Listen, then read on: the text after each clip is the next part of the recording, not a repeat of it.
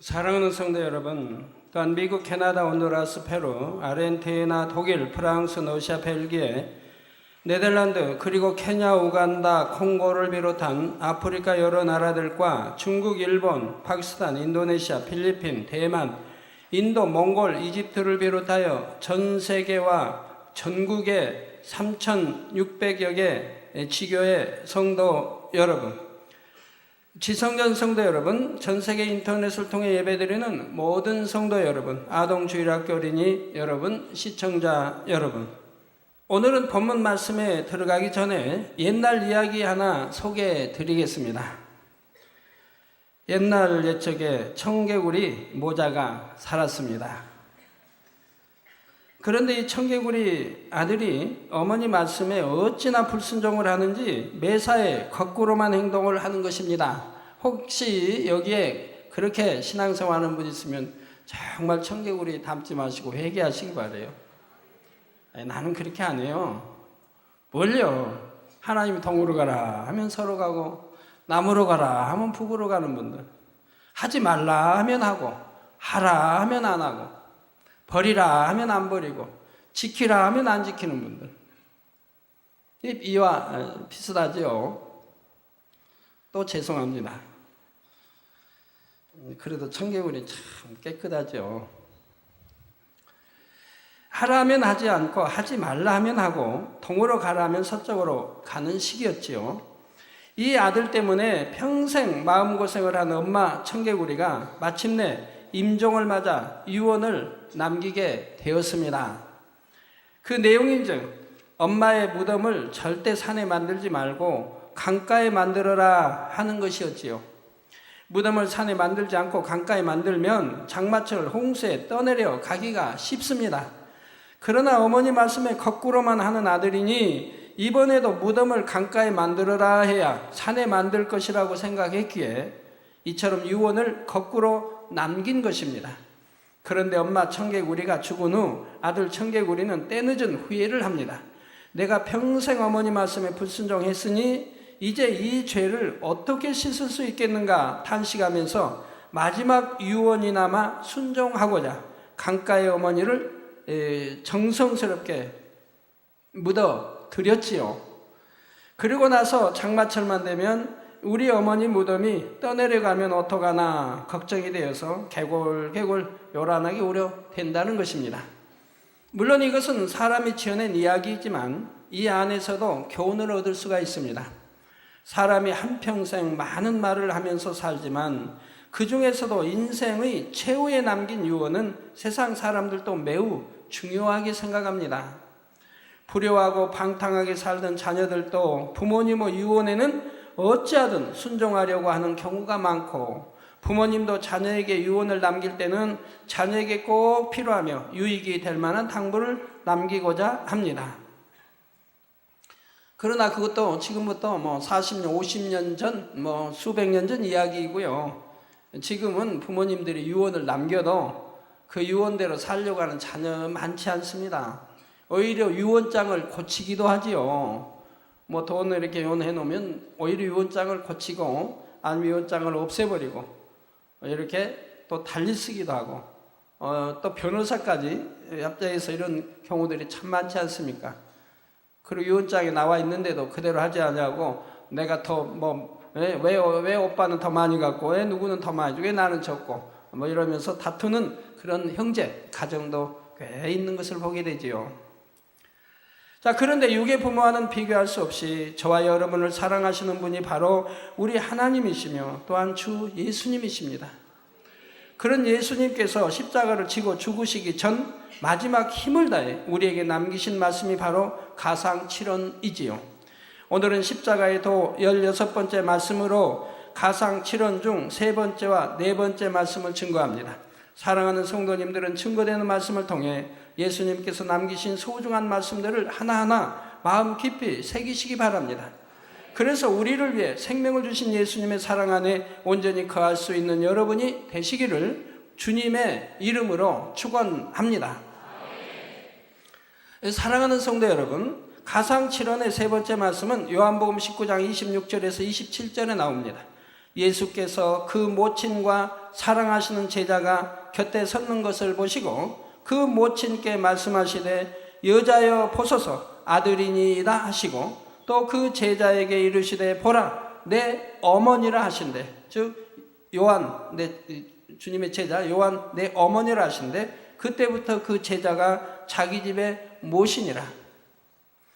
여기서 보소서 아들이니이다 하실 때 아들이란 예수님 자신을 의미하는 것이 아니라 곁에 선 제자 요한을 가리키는 것으로 마리아에게 요한을 아들처럼 여기라 하신 것이지요. 그리고 요한에게는 동정녀 마리아를 내 어머니라고 하십니다. 요한은 그때부터 동정녀 마리아를 자기 집에 모시며 자신의 어머니와 같이 섬겼지요.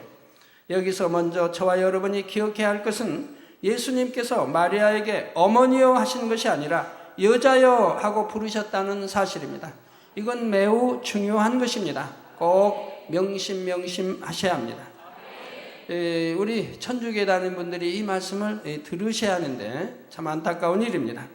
본문 26절에 모친과 사랑하는 제자가 섰다 한 것은 예수님께서 동정녀 마리아를 모친이라 부르셨다는 말씀이 아닙니다. 이는 제자 요한의 입장에서 기록한 것이지요. 성경에는 예수님께서 동정녀 마리아를 어머니라 부르신 기록이 없습니다. 예를 들어 요한복음 2장에 물로 포도주를 만드실 때도 여자여 나와 무슨 상관이 있나이까? 즉 동정녀 마리아가 예수님께 지금 부탁을 하는 거예요. 포도주를 물로 만들어 달라고. 그럴 때 우리 예수님의 대답이 여자여 나와 무슨 상관이 있나이까? 내 때가 아직 이르지 못하였나이다 하여 마리아를 향해 여자여 하고 부르셨습니다. 내 때라고 하는 것은 십자가를 지고 보혈의 뼈 흘릴 때, 전에 설교 다 해드렸죠. 이는 동정녀 마리아가 결코 예수님의 어머니가 될 수가 없기 때문입니다. 예수님은 아버지 하나님과 근본 하나이시며 삼위일체 하나님 중 한 분이시죠. 창조주 하나님께는 어머니가 있을 수가 없습니다. 출애굽기 3장 14절에 보면 하나님께서는 스스로 있는 자라 말씀하셨지요. 누군가 하나님을 낳은 것도 아니요 하나님을 만들어낸 것도 아닙니다. 하나님은 영원 전부터 영원 후까지 스스로 계신 분이십니다. 그러므로 근본 하나님의 본체이신 예수님께서 피조물인 동정녀 마리아에게 어머니라 부를 수가 없는 것입니다. 어머니라 부르면 이상하지 않습니까? 성부, 성자, 성령 삼위일체 하나님이신데 우리 그러면 하나님께 또 어머니가 있다면 그럼 어떻게 되는 겁니까? 어머니가 있다면 또 아버지도 있어야 하고 그런 다음 위에 할머니, 할아버지도 있어야 할 게고요. 유전적으로도 동정녀 마리아는 예수님의 어머니가 될 수가 없습니다. 사람이 잉태될 때는 아버지의 정자와 어머니의 난자가 결합하게 됩니다. 그 정자와 난자 속에 부모의 모든 기가 집약되어 있지요. 그런데 예수님의 경우는 마리아가 예수님을 낳기는 했지만 마리아의 난자를 통해 예수님이 잉태되신 것은 아닙니다. 예수님은 마리아의 몸을 빌어 나셨을 뿐 잉태될 때는 성령의 능력으로 잉태되셨지요. 비유를 들어 아기가 인큐베이터 안에서 자랐다고 해서 인큐베이터가 아기의 부모가 될 수는 없습니다. 마찬가지로 마리아가 하나님의 아들이신 예수님의 어머니가 될 수는 없는 것이지요. 요즘은 복제, 우리 또 박사께서 개를 복제냈다고 하죠. 개 복제는 어려운데 성공을 했다고 합니다. 그런데 만약 개 복제해서 개가 태어났으면 어떻게 개 복제한 황 박사님을 보고 아버지라고 부를 수 있을까요? 그럴 수도 없는 것이고요. 하나님께서는 하나님의 자녀들이 스스로 계신 성부, 성자, 성령 하나님만을 섬기고 경배하기 원하십니다.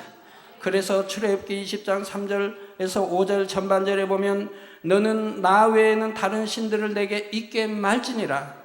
너를 위하여 새긴 우상을 만들지 말고 또 위로 하늘에 있는 것이나 아래로 땅에 있는 것이나 땅 아래 물속에 있는 것에 아무 형상이든지 만들지 말며 그것들에게 절하지 말며 그것들을 섬기지 말라 하셨습니다.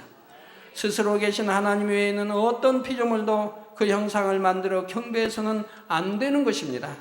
다음으로 예수님께서 동정녀 마리아에게 여자여 보소서 아들이니이다 하신 말씀은 마리아를 위로하고 계시는 말씀입니다.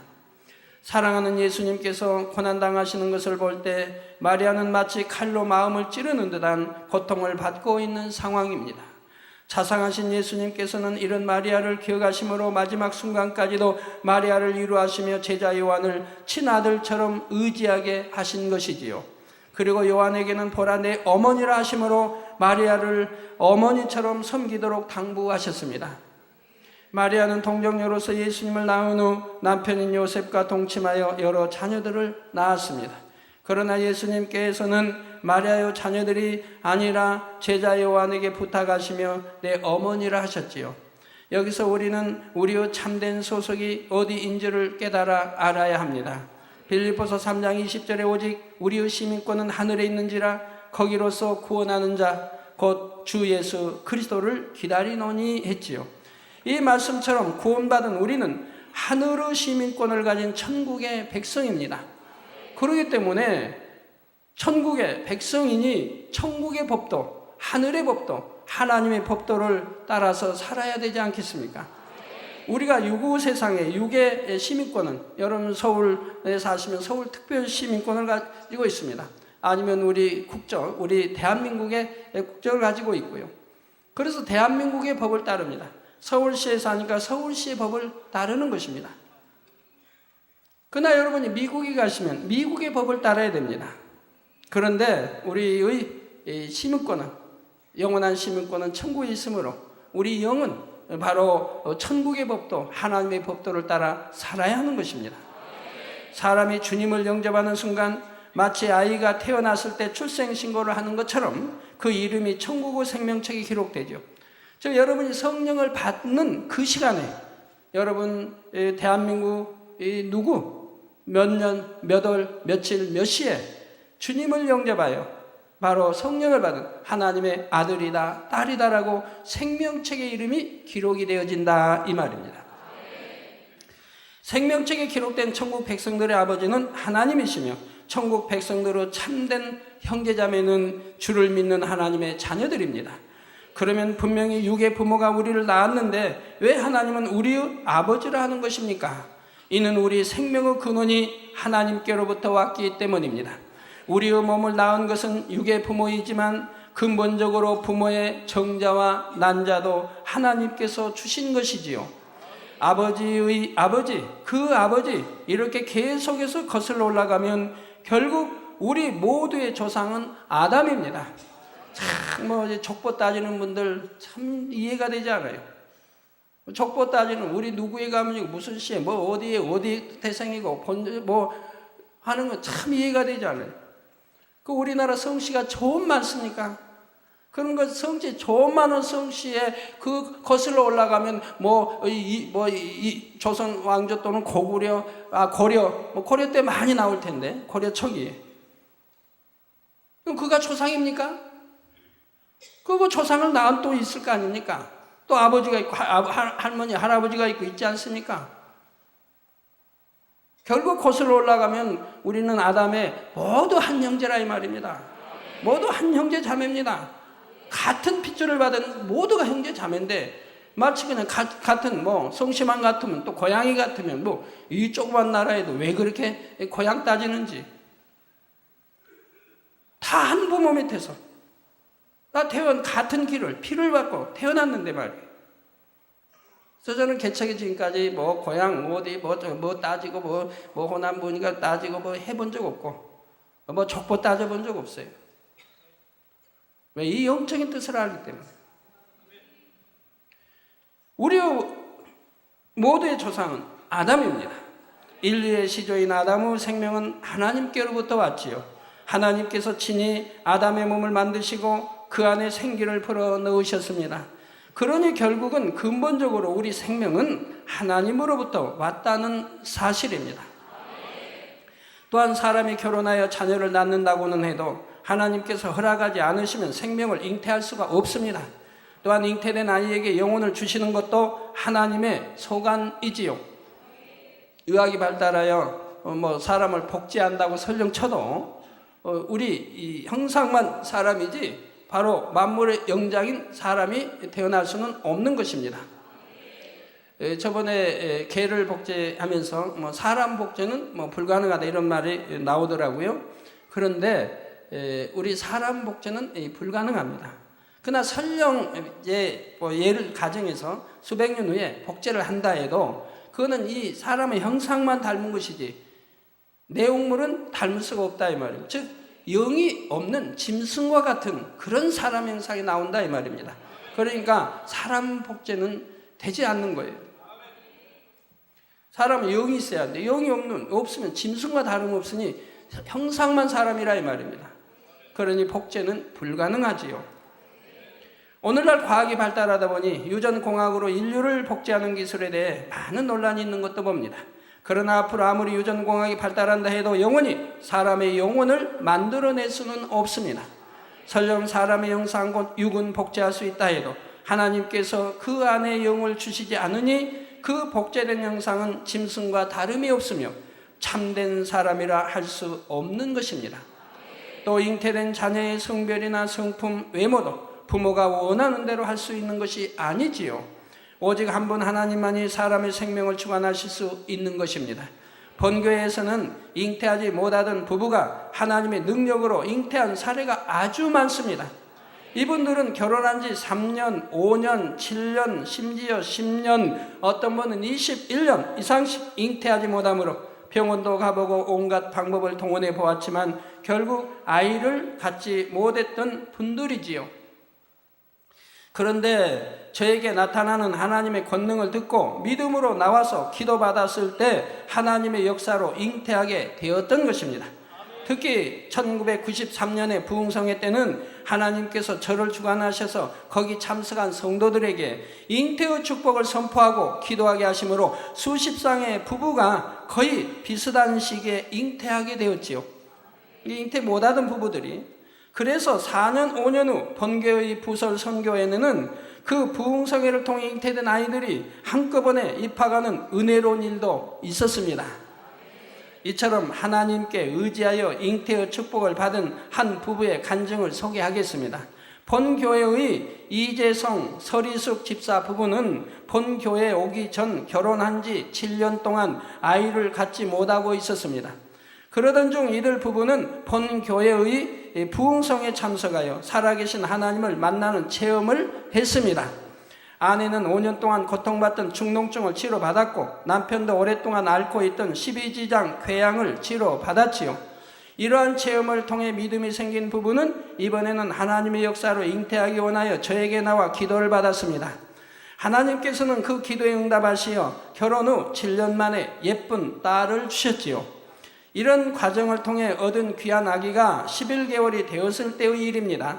엄마가 잠시 보지 않는 사이에 아이가 그만 바늘이 2cm나 되는 앞핀을 집어삼키고 말았습니다. 날카로운 앞핀이 식도를 타고 내려가니 아이는 자지러지게 울음을 터뜨렸고 상황을 깨달은 어머니는 급히 아이를 안고 전화음성 사서함에 녹음된 저의 환자 기도를 받았지요. 기도를 받고 나자 아기가 금세 울음을 그치고 생글생글 웃으면서 편안히 놀기 시작했습니다. 그리고 얼마 후 아기가 변을 보았을 때 앞핀이 그 안에서 발견되었지요. 날카로운 앞핀이 아기의 연약한 장기를 통과하는 동안 아기가 전혀 다치지 않도록 하나님께서 지켜주셨던 것입니다.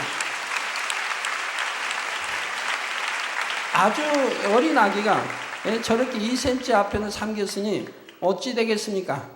그래서 고통스러우니 자지러질 때 바로 전함성 사삼 기도를 받으니 하나님이 역사하셔서 바늘 끝을 그냥 이렇게 돌려서 그냥 잘 따라 내려가게 하시고 변으로 나오게 하셨다 이 말입니다.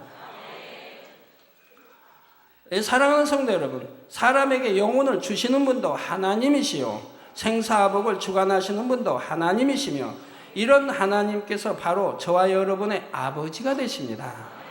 그런데 하나님을 믿지 않고 세상 정욕을 따라 살아가는 사람들은 하나님을 아버지라 부를 수가 없습니다. 성경에는 이런 사람들에 대해서 너희 아비는 마귀라 말씀하고 있죠. 육으로 낳은 그 아버지를 지금 말하는 게 아니죠. 그래서 요한복음 8장 44절에 너희는 너희 아비 마귀에게서 났으니 너희 아비의 욕심을 너희도 행하고자 하느니라. 저는 처음부터 살인한 자요 진리가 그 속에 없으므로 진리에 서지 못하고 거짓을 말할 때마다 제 것으로 말하나니 이는 저가 거짓말장이요 거짓의 아비가 되었음이니라 하셨습니다. 세상 사람들은 마귀가 미혹하는 대로 범죄하며 살다가 세상 끝날에는 지옥불에 던져집니다. 반면 하나님을 아버지라 부르는 성도들은 영원히 천국에서 삽니다. 그러니 이 땅에서는 서로 혈연 관계가 맺어진 가족이라 해도 주님을 믿지 않는 가족들은 천국에서 영원히 함께할 수 있는 것이 아닙니다. 이 세상의 삶을 마치면 지옥과 천국으로 나뉘어져 그 가는 길이 영원히 달라지기 때문이지요. 마태복음 12장 48절에서 50절에도 예수님께서 말씀하시기를 누가 내 모친이며 내 동생들이냐 하시고 손을 내밀어 제자들을 가리켜 가라사대 나의 모친과 나의 동생들을 보라. 누구든지 하늘에 계신 내 아버지의 뜻대로 하는 자가 내 형제요 자매요 모친이니라 하셨습니다. 주를 믿는 성도들이야말로 장차 천국에서 영원히 함께 살게 될 참된 가족임을 알려주시는 것입니다. 그러니 이 땅에서는 나를 낳아준 부모요 또 형제라 할지라도 하나님 주님을 영접치 않는다면 결국은 이제 영원 하나님 가시면 그들은 지옥으로 또 하나님을 믿은 주님을 영접한 사람들은 천국으로 가게 되니 지옥은 원수 마귀의 다스림 속에 있는 것이요 천국은 아버지가 주인 되시고 아버지가 다스림 속에 있는 것이라 이 말입니다. 그리고 하나님의 자녀들이 그곳에 간 그들이 내 모친이 되고 내 부모가 모친이 되고 그리고 내 형제가 되고 자매가 되는 것이라 이 말입니다. 이 영적인 세계를 안다면 이 땅에서도 마찬가지라 이 말입니다. 그렇다고 이 말이 육의 부모 형제를 사랑하지 말라는 뜻은 아닙니다. 육의 가족을 당연히 사랑하고 섬기되 다만 이 사랑이 하나님 앞에 합당한 영적인 사랑이어야 한다는 사실입니다. 그래서 성경에 보면 다 주 안에서 자녀들 부모를 섬겨도 주 안에서 또 자녀를 교육해도 주 안에서 하라고 말씀하시는 거죠. 만약 가족들이 하나님을 회방하고 하나님의 뜻과 반대되게 행하도록 한다면 이럴 때는 가족에게 맞춰주는 것이 참된 사랑이 아닙니다. 예를 들어 부모님이 이번 주일에는 집안일을 도와야 하니까 교회에 가지 말아라 하신다면 그대로 순종할 수 있겠습니까? 또 육의 형제가 죄를 지으면서 함께 범죄하고 방탕하게 즐기자 하면 형제를 기쁘시게 하기 위해서 따라줄 수 있겠는지요? 이는 사랑이 아니라 함께 사망으로 가는 것입니다. 그래서 마태복음 10장 37절에 아비나 어미를 나보다 더 사랑하는 자는 내게 합당치 아니하고 아들이나 딸을 나보다 더 사랑하는 자도 내게 합당치 아니하고 하셨습니다. 육의 부모 형제도 사랑해야 하지만 반드시 진리 안에서 사랑하고 섬겨야 합니다. 그럼 진리 안에 사랑을 섬긴다면 이 질서를 알지 않습니까? 가장 머리 되신 분이 우리 아버지 하나님이요. 그리고 주님이요, 성령님, 그 다음에 또 교회는 목자가 있고 다 질서가 있다면 영의 세계 질서 따라서 섬기게 된다 이 말입니다. 또한 육의 부모와 가족들을 사랑한다면 무엇보다도 그들도 함께 구원받고 천국에 갈 수 있도록 전도해야 합니다. 그래서 영원한 천국에서 함께 살 수 있는 진정한 가족이 되어야 하는 것입니다. 가상칠언의 세 번째 말씀에는 이처럼 애통하는 마리아의 마음을 이루해 주시고자 하는 예수님의 사랑이 담겨 있으며 또한 구원받은 우리의 소속은 천국에 있으며 우리의 참된 가족은 주 안에서의 형제 자매인 것을 알려주고 계십니다. 여러분 특별히 여러분들 말씀 하나 강조하고 싶은 것은 여러분 하나님을 영접하고 하나님이 우리 아버지가 되심을 알고 믿는 분들은 하나님을 하나님이라 하지 않고 하나님 아버지 또는 아버지 하나님이라고 저절로 불러 나오게 된다 이 말입니다. 그러나 여러분 하나님께서 전에 이제 말씀 주실 때 하신 말씀이 있습니다. 만약에 믿음이 있다고 하는 자들이 범죄했을 때 육신이 약하다 해서 어떤 육신의 일들은 할 수 있으나 그러나 육체를 행한 자들 사망의 길로 간다 하는 것을 알면서도 행한 자들은 하나님을 아버지라 부르지 못하게 하신다 이 말입니다. 아버지가 너무 심히 마음이 아프시다 이 말입니다. 너무 애통하시고 슬퍼하신다 이 말입니다. 하나님의 아들이라 딸이라 하는 자들이 마귀의 일을 쫓아가기 때문에, 마귀를 아비로 섬기기 때문에, 그러면서 하나님을 아버지라 부르면 아버지가 너무 힘이 드신다 이 말입니다. 그러니까 그럴 때는 하나님이라고 기도하지 아버지라고 부르지 말라는 겁니다. 여러분이 신방 가셔서도 그러고 초신자에게도 그렇습니다. 초신자 믿음 1단계, 2단계에게 무조건 하나님을 아버지라고 부르라고 하지 마세요. 그분들 아직 믿음이 없기 때문에 친근하게 하나님을 아버지라고 부르지는 못합니다. 그냥 하나님이라고 그렇게 기도합니다. 죄를 지으면서 하나님을 아버지라 부르는 게 아닙니다. 그분들이 신앙생활하면서 죄를 벗어가고 이제 말씀대로 빛 가운데 살아갈 때, 그때는 마음에 주관받아서 저절로 하나님 아버지 또는 아버지, 아바 아버지라 부르게 됩니다. 이렇게 되어져야 하는데 세상과 짝하고 온갖 죄를 지으면서 하나님 아버지 하면은 아버지는 나는 그런 자녀 둔 적이 없다 하신다 이 말입니다. 마음 아파하신다 이 말입니다. 아까 청개구리 비유 들어드렸지만 청개구리 항상 불순종하니까 얼마나 애가 타면 어머니가 강가에 묻어달라고 유언을 했을까요?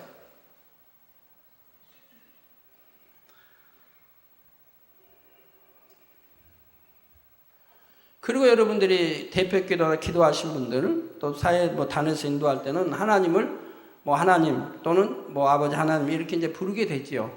왜냐하면 초신자도 있고 믿음이 없는 분들, 잘 알지 못한 분들이 다 섞여 있기 때문에 기도할 때는 하나님 아버지 또는 아버지 하나님 이렇게 하게 됩니다. 그러나 이제 개인적으로 기도할 때는 믿음이 좋은 분들은 이제 하나님 말씀대로 빛 가운데 산다 하는 분들은 하나님이라 부르지 않고 그냥 아버지 또는 아바 아버지라고 부르게 되죠. 저는 저 혼자 기도할 때나 저 혼자 묵상할 때나 항상 하나님을 넣어본 일이 없어요.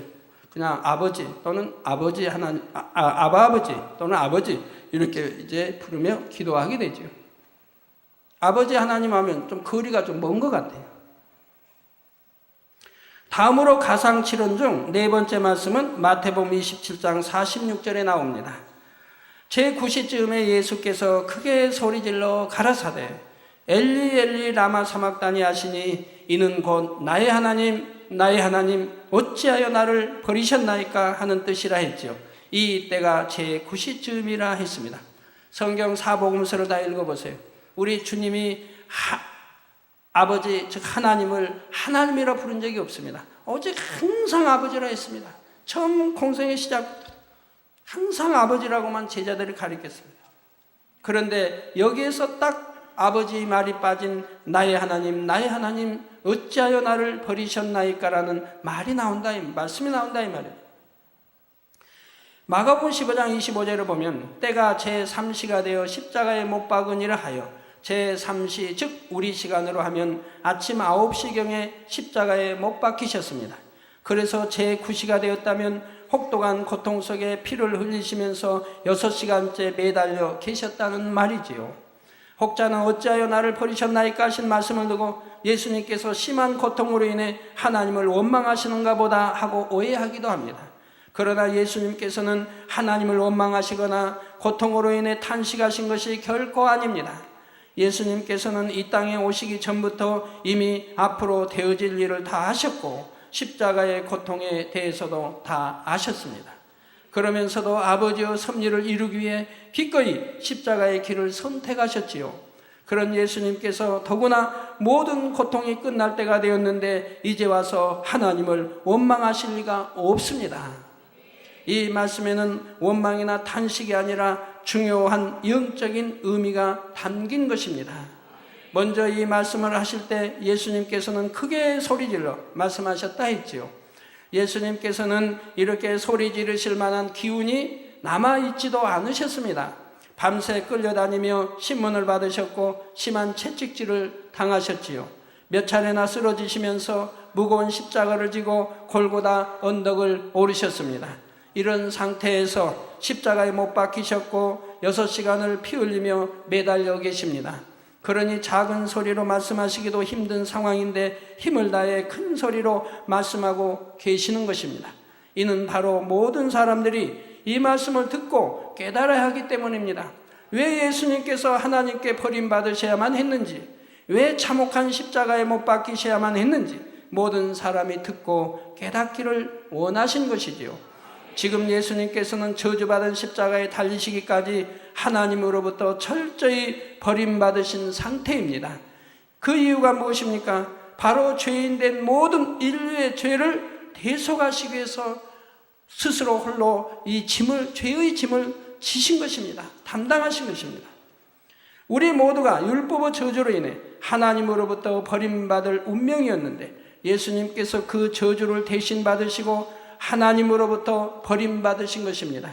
지옥으로 갈 수밖에 없는 저와 여러분을 구원하여 천국에 인도하시기 위하여 예수님께서 대신 죽으신 것이지요. 바로 이런 의미를 모든 사람들이 알기 원하시므로 예수님께서는 온 힘을 다해 외치고 계십니다.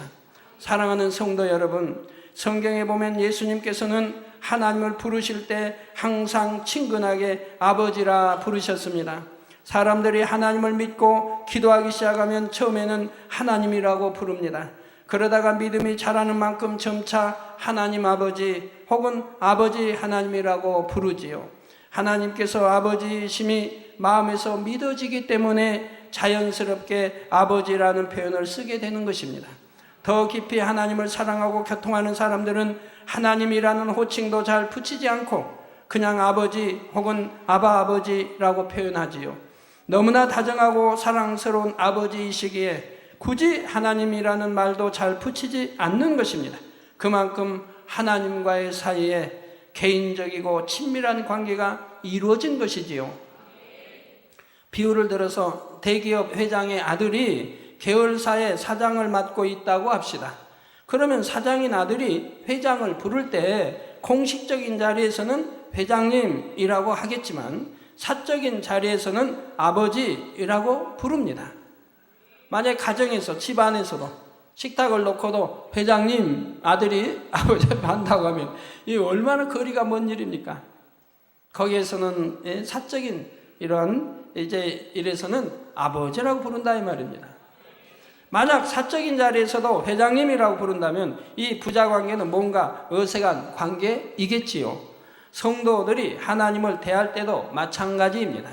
하나님을 사랑하고 깊은 교감을 느끼는 자녀들은 기도할 때 아버지 하고 다정하게 부르게 됩니다.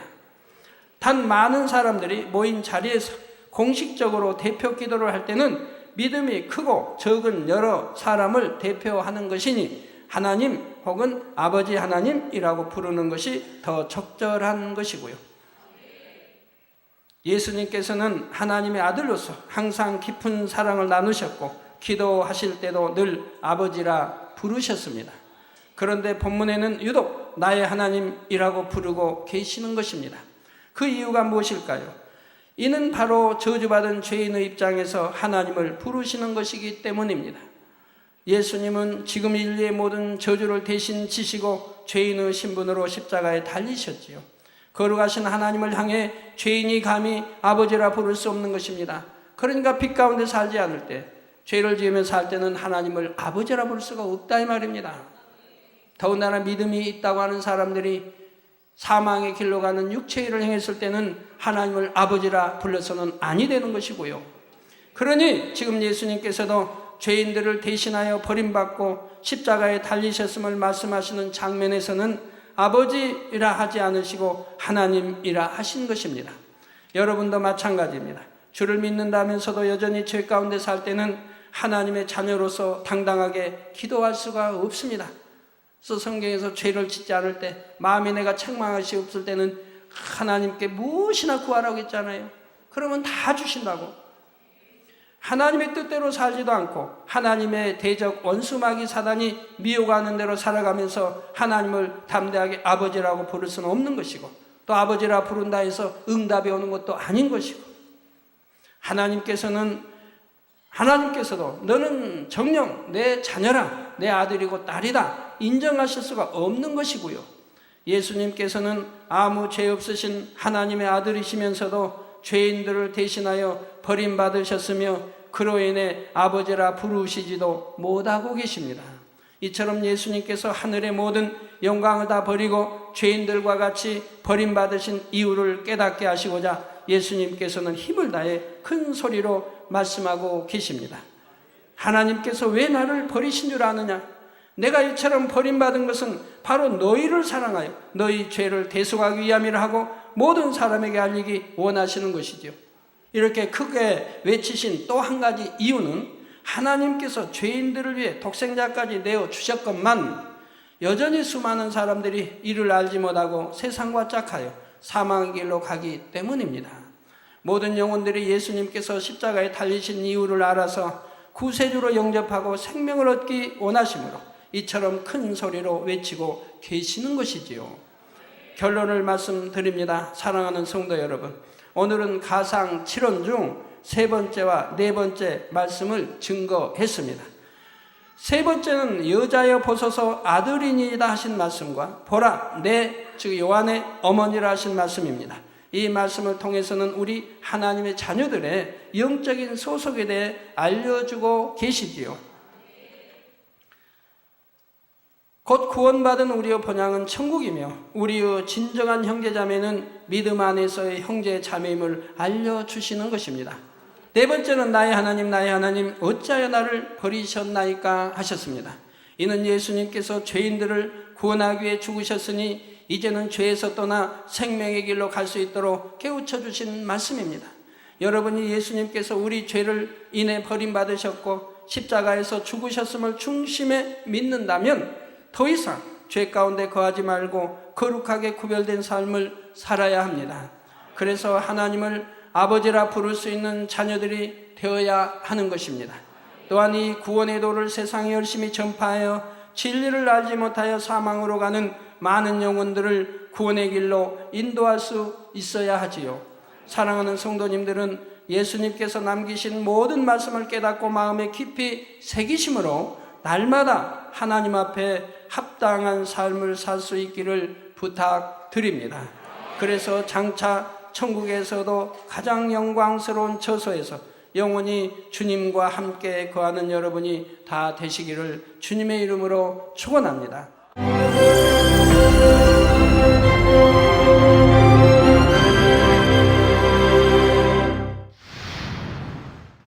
할렐루야. 전능하신 사랑의 아버지 하나님, 이 시간 기도받는 모든 성도님들 위해 안수하여 주옵소서. GCN 방송 시청자들이 인터넷과 화상을 통해 기도받는 지교회와 지성전 그리고 전 세계 하나님의 자녀들 위에도 시공간을 초월하여 역사하여 주시기를 원합니다. 믿어지는 믿음을 주시고 부정적인 생각과 의심의 세력을 물리쳐 주옵시며 모든 시험 환난도 물리쳐 주옵소서. 머리부터 발끝까지 오장육부 뼈 마디마디 온몸의 신경 조직 세포 등 아픈 곳마다 성령의 불로 태우시고 근본의 빛으로 역사하여 주옵소서.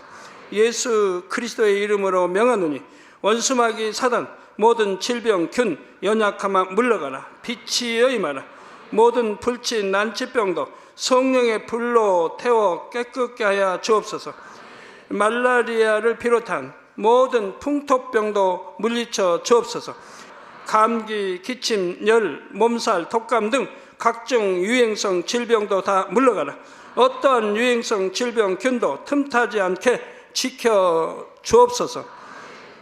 위암, 폐암, 간암, 유방암, 자궁암, 대장암, 피부암 등 각종 암과 에이즈, 백혈병, 뇌졸중, 고혈압, 저혈압, 심장병, 폐병, 위장병, 당뇨, 부인병, 피부병, 갑상선 질환과 모든 염증도 깨끗게 하여 주옵소서.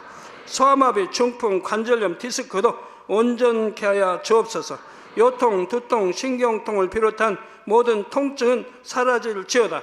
간질, 자폐증, 우울증, 조울증, 노이로제 등 모든 정신질환도 물러가라. 모든 마비된 것도 풀어지고 일어나 걷고 뛸지어다. 눈도 잘 보이게 하옵시고 귀도 잘 들리게 하여 주옵소서. 소경은 눈을 뜨고 기머거리는 들으며 벙어리는 말할지어다. 각종 사고 후유증도 깨끗게 하시고 부러진 뼈도 붙여 주옵소서. 화상 입은 것도 온전케 하옵시고 화기암 물러가라. 열도 물러가라. 아버지 흉터 나지 않게 역사해 주시기 원합니다. 마약을 비롯하여 각종 약물과 독극물 중독도 깨끗함을 입을지어다. 죽은 신경과 세포가 살아나며 죽은 자도 살아나게 하여 주옵소서. 잉태의 축복도 주시기를 원합니다. 잉태의 축복을 받으라. 예수 그리스도의 이름으로 명하노니 원수마귀 사단아, 하늘 공중 곳에 잡은 악의 영들아 물러가라. 그의 사자들도 물러갈지니라. 이 땅의 악한 영, 더러운 영, 거짓되고 간사한 영, 의간질하고 미혹하는 모든 어둠들은 물러가라. 모든 흉악의 결박을 풀고 어둠아 물러가라. 빛이여 임하라. 아버지 하나님, 부르짖어 기도할 수 있는 능력을 주시고 죄를 버리고 성결될 수 있는 능력을 주옵소서. 영혼이 잘됨같이 범사에 잘되게 하시고 가정의 복음화도 이루어 주시기를 원합니다. 한 주간도 모든 사고와 재앙으로부터 지켜주시고 불통이 없는 형통한 삶을 살 수 있도록 축복해 주옵소서. 성령의 불담으로 천군 천사와 주님의 불꽃 같은 눈동자로 모든 하나님의 자녀들과 가정, 일도, 사업들을 지켜주시기를 원합니다. 학생들에게 지혜와 명철을 더하시고 공부할 수 있는 뜨거운 마음과 열정도 더하여 주옵소서. 마음과 생각을 세상에 빼앗기지 않도록 지키시고 하나님을 뜨겁게 사랑하는 학생들로 축복하여 주옵소서. 하나님의 자녀들이 먹으나 마시나 입으나 무엇을 하든지 하나님 앞에 영광 돌리는 삶이 되게 축복하여 주시기를 원합니다. 나는 하나님을 만났노라, 체험했노라, 응답 받았노라, 축복 받았노라 간증하는 입술이 되게 역사하여 주옵소서. 아버지 하나님 감사합니다. 홀로 영광 받으옵소서. 우리 주 예수 그리스도의 이름으로 기도하옵나이다. 아멘.